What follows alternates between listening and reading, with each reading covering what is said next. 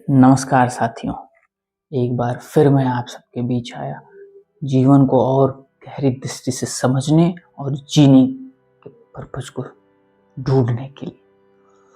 इस बार मैं आप सबके सामने एक कहानी के माध्यम से जीवन की गहराई को समझूंगा। इस कहानी को सुनने के पश्चात आपका जीवन एक अलग ढंग से रूपांतरित होगा। आप समय जो आपके जीवन में एक समय की दुरुपयोगिता है वो खत्म होगी और समय को कैसे यूटिलाइज करते हैं वो आप सीखेंगे।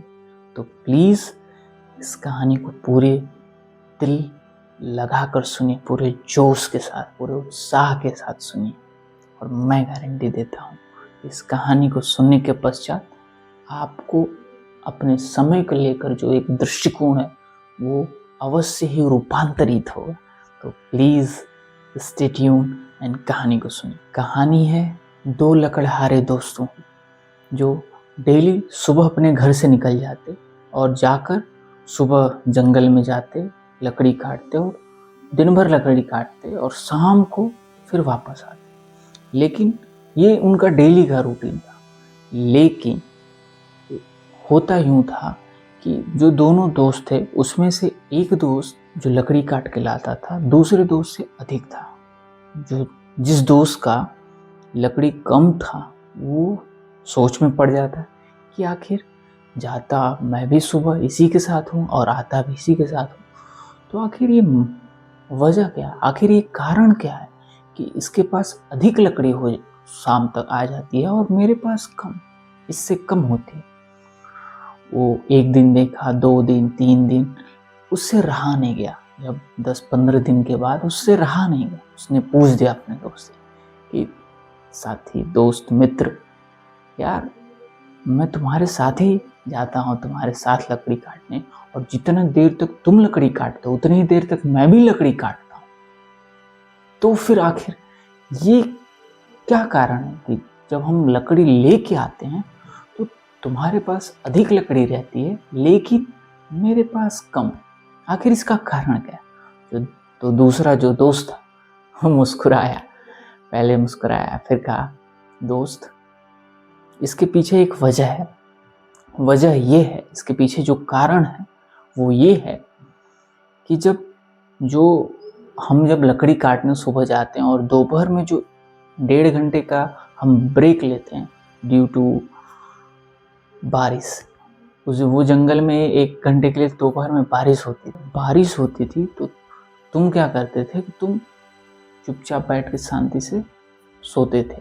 लेकिन मैं क्या करता था, मैं उस जो बारिश की वजह से विघ्न आया है या एक विघ्न कह लूँ या एक रेस्ट आया है, एक स्टॉप आया है, उसमें मैं रिलैक्स नहीं करता था। रिलैक्स मतलब उस टाइम को भी वो जो एक हर्डल्स या एक स्टॉप या एक पॉज आया है, एक रुकावट आई है, उसको भी मैं अपने लिए यूटिलाइज करता था।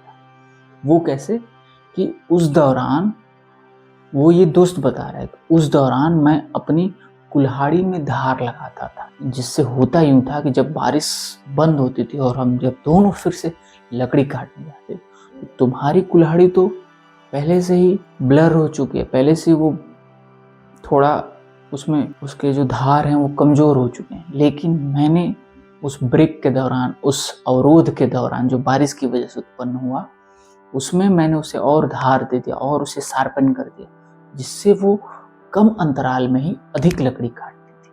इसलिए जब हम शाम में आते थे तो मेरे पास अधिक लकड़ी रहती थी पर तुम्हारे पास कम। आप सोच रहे होंगे कि इस कहानी में ऐसी क्या है चीज़ है जो हमें सीखनी।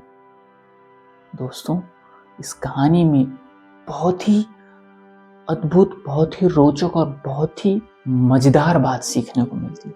सीखने को यूँ मिलती है कि कुछ यूँ मिलता है कि अगर आपके जीवन में भी कहीं कुछ रुकावट आ जाए, कहीं एक स्टॉप, एक पॉज आ जाए किन्हीं वजह से, किन्हीं कारणों से, तो उस समय को आप दुरुपयोग ना करें अपने कंफर्ट जोन क्रिएट करके या कहीं टाइम वेस्ट करके, बल्कि उस पॉज को, उस स्टॉप को इन्वेस्ट करें, ना कि वेस्ट करें। जैसे उस दूसरे लकड़हारे ने किया, उसने अपने कुल्हाड़ी के एज को शार्पन किया, धार दिया उसमें, ठीक उसी प्रकार आप भी, अगर कोई पॉज आता है आपकी लाइफ में, कोई स्टॉप आता है, किसी भी कारण से कोई अवरोध आपकी लाइफ में हुआ, तो कंप्लेन ना करेंगे, हाय दादा ये क्या हो गया, हे भगवान तूने मेरी किस्मत फोड़ दी।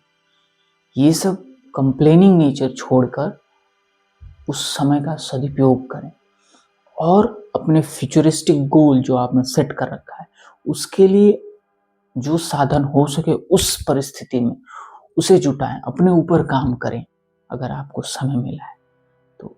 इस बोध के साथ कि अगर एक पॉज मिला है तो उसे दुरुपयोग नहीं करना, उसे अपने पर्पस के लिए प्लानिंग में यूटिलाइज करना, अपने गोल्स जो सेट कर रखे हैं हमने, जो एक ड्रीम हमने देखा, एक लक्ष्य तय किया है, उस लक्ष्य तक पहुंचने के लिए जो प्लानिंग, जो प्रिपरेशन चाहिए उसके लिए यूटिलाइज करना उस समय। आपने इतनी शांति और इतनी धैर्यता के साथ इस कहानी को और इस सीख को सुना, इसके लिए आप सबका बहुत बहुत आभार।